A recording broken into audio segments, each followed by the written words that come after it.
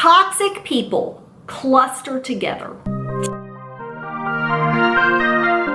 Today, I'm going to talk about the narcissist fan club and how the target copes with the fact that even after the target tells people in the narcissist fan club about the bad behavior of the narcissist, when the target shares all these terrible stories with the fan club, and the fan club shrugs their shoulders and they just say, oh, and then they go on as if nothing has changed. Well, when this happens, it is devastating for the target. It's almost like being re-victimized. The target might even feel betrayed because it is normal for the target to want other people to reject the narcissist for treating the target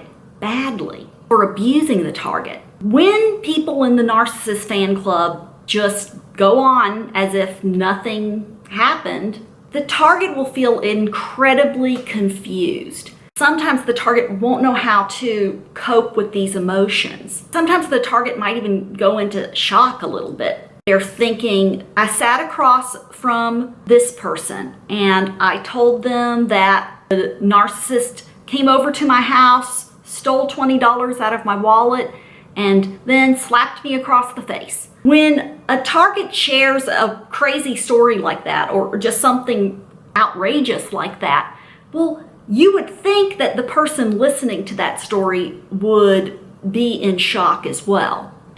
Often the target is reliving the emotion, so the target is just going to be full of emotion.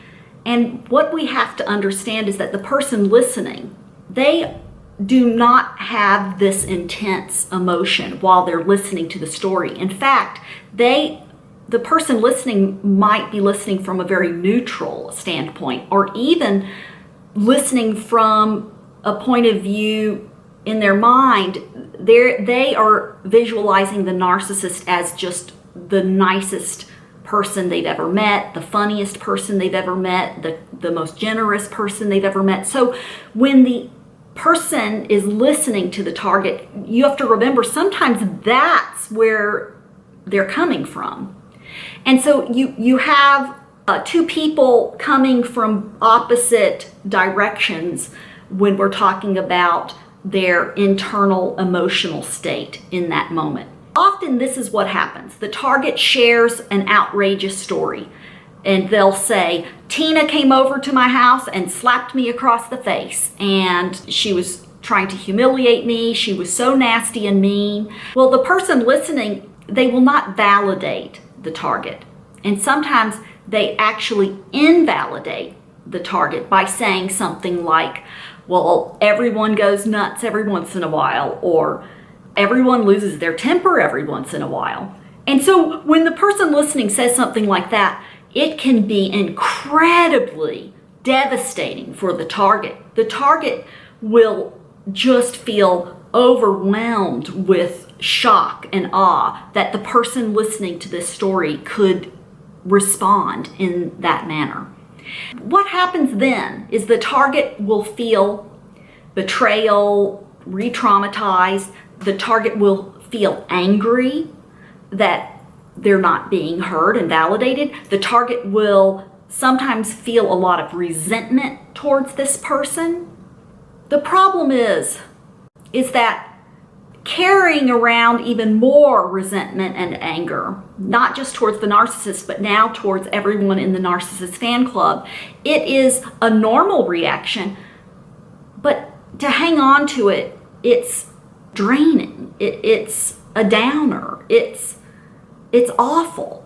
It has taken me many years to move past the anger and frustration and just sense of shock that the observers, that the people in the narcissist fan club never took it seriously. They ignored it. They just moved on with their life, and they continued to be friends with the narcissist. They continued to invite the narcissist over to their house for dinner parties. It's it's very difficult to accept that that's happening.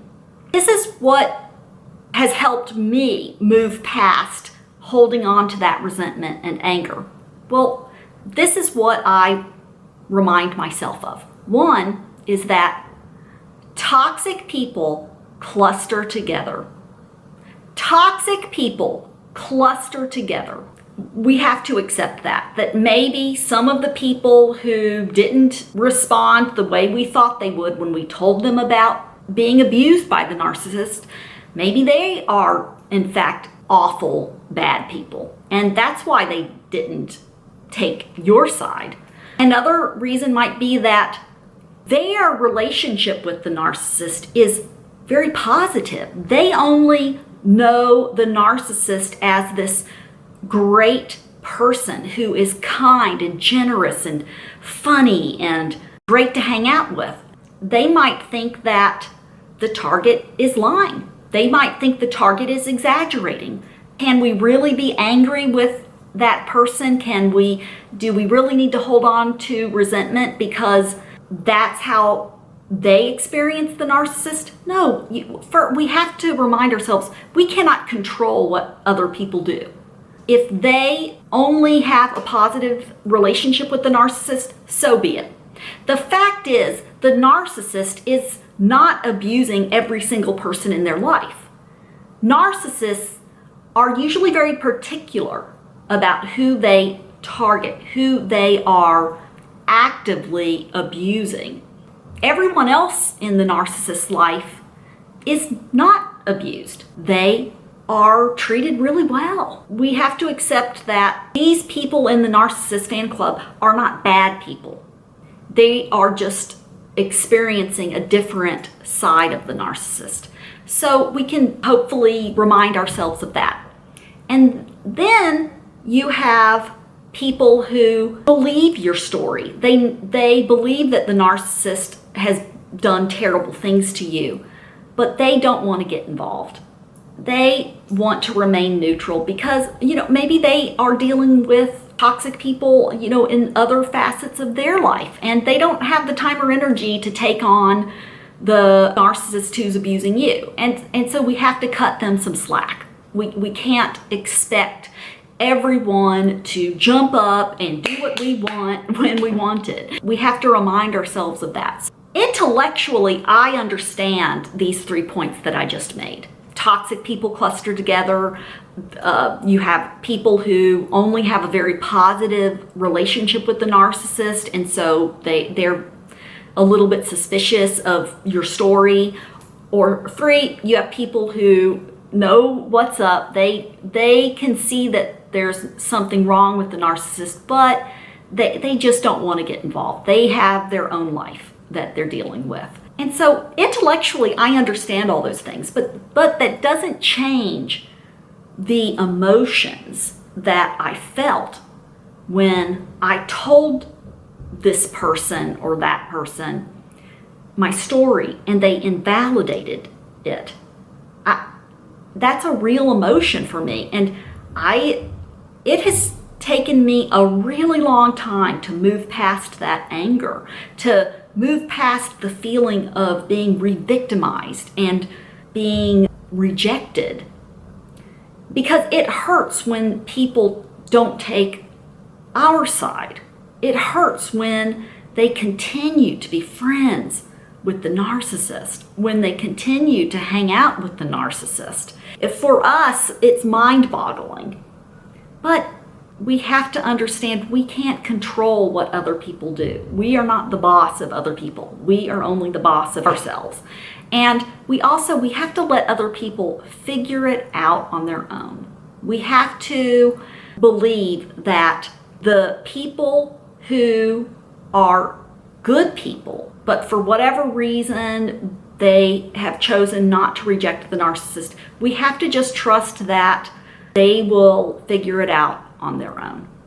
I just wanted to share my experience with the hurt that I felt when I told people in the Narcissist fan club what was going on, and they chose to take the narcissist side. And if that's happened to you, Just know that your feelings of resentment and anger are normal. You have a right to feel that way. But at the same time, we don't have to tell other people what to do or to try to control what other people do. Because if we start doing that, then that's when we start bordering on toxic behavior.